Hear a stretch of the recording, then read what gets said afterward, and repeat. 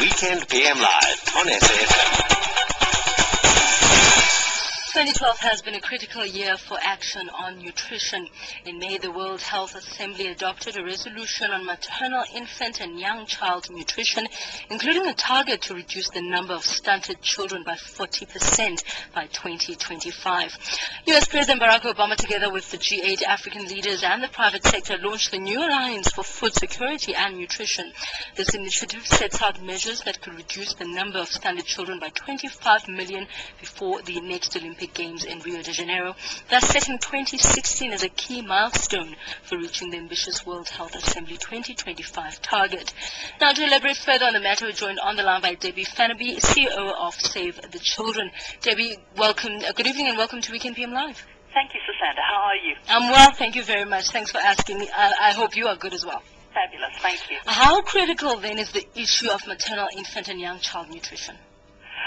Well, Susanna, if you don't get the right nutrition, what chance do you really have of developing? You know, really important, nutrition is important for education, it's important for development, and we're talking around stunting here, and I don't know how much knowledge the listeners have about stunting, but it's quite extraordinary that when a body doesn't have enough nutrition, what it does, it gives priority to the vital organs, and actually gives up on height, gives up on muscle length in order to survive. And so a stunted body is one that has received inadequate nutrition for a very long time. And, you know, it's frightening if you think that 24% of our children here in South Africa are stunted. So 1 in 4 children are getting inadequate nutrition. And so I think it's really very, very, very important to our country and very, very important in terms of development. We all know that the brain works better when it's fed, and we all know that we need educated youth in our country to take up the mantle of leadership and to move into jobs and to become entrepreneurs. Without nutrition, we can't do any of that. So you ask how important it is, I'd say it's pretty critical. Looking at Save the Children's Nutrition Barometer report, how do you measure the progress and responses to this problem of undernutrition? So it's a difficult thing. I mean, can we get to every child and measure it? No, but statistically we can certainly get some fairly good measures that allow us to see how progress is moving. And what the Nutrition Barometer looks at is it takes a snapshot at 30 different countries, 36 developing countries, where 90% of the world's undernourished children occur. And it's really sad for me that South Africa, with all our capability and our knowledge, I mean, we've got the square kilometre array, and we can't feed our children. So, you know, you contextualize these things and you realize that this is a real issue for us. So what the barometer looks like is a snapshot. It gives you an indication. Is it absolute? No, but I think it's a fair indication. It looks for the political will and legal commitment of our governments to actually tackle nutrition. It looks at the financial commitment in terms of addressing these problems, and it takes a call in terms of progress. And if you look at the documentation that our governments are producing, I mean, we have a roadmap from 2012 to 2014 in terms of nutrition. It's a really good plan, Susanna. You know, it can't be faulted. Our government has got a good plan. Our call is, what are we doing about that plan? You know, if you can set a goal, but if you're not measuring your performance against that goal, it's highly unlikely that you're ever going to achieve it. And our call, together with World Vision, is to say, please, let's put metrics in place. Let's measure on a consistent basis. A relative measure is better than none, to see how we actually are progressing against these targets, to ensure that fewer of our children are impacted through having inadequate food to eat or inadequate nutrition in terms of their progress. Debbie, a brief synopsis on the findings of this barometer report. Okay, so where is South Africa? Politically and legally, our commitment is rated as emerging. So emerging is, on a score of 1 to 4, emerging is 2, where 4 is sound, which means it's the best reading that we can get. On our financial commitment, we're fair, and on our outcomes, we're sound. I still don't think that 24% of our children being stunted and 9% of the children in this country being underweight is good enough for where we should be based on the resources that we have at our disposal. We have a fascinating program down in the suburbs of the Western Cape, and I was there last week, Wednesday, doing food distribution to needy children in Gugulethu and Nyanga.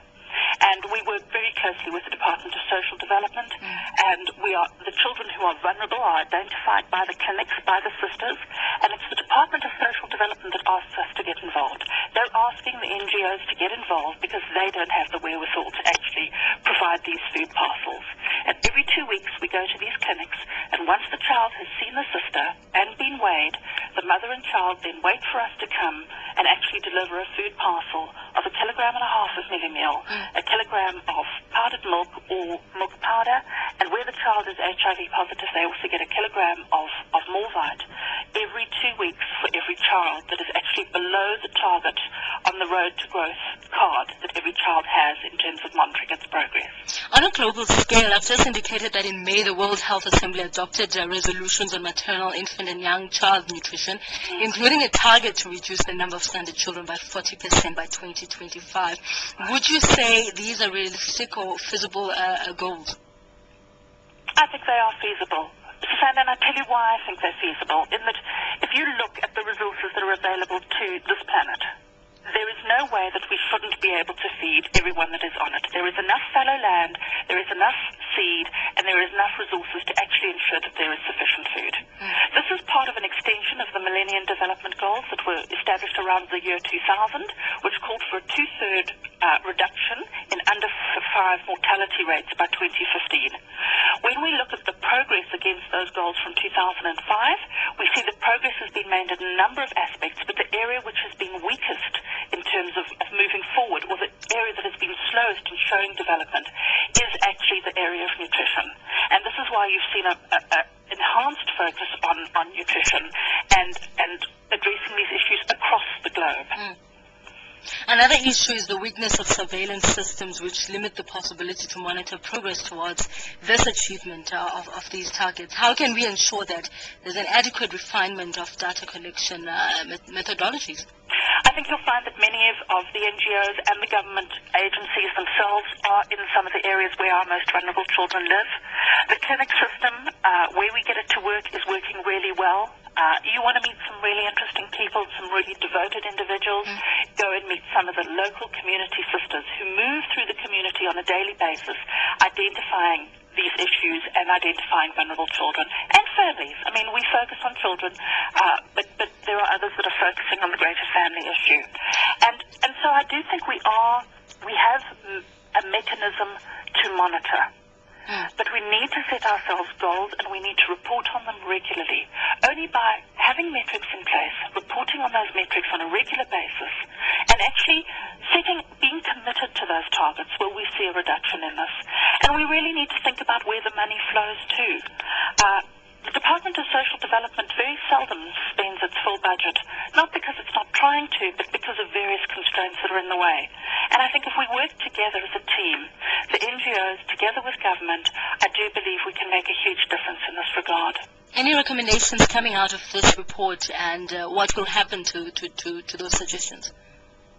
Well, I think we do engage with government. We don't believe it is our position at all to criticize government. It is our position to work with government for the greater benefit. And, our interaction with government has been very positive on these fronts. And they're saying to us, help us, guide us, show us what we can do. And that's what we do. We work closely, we measure together, we monitor together.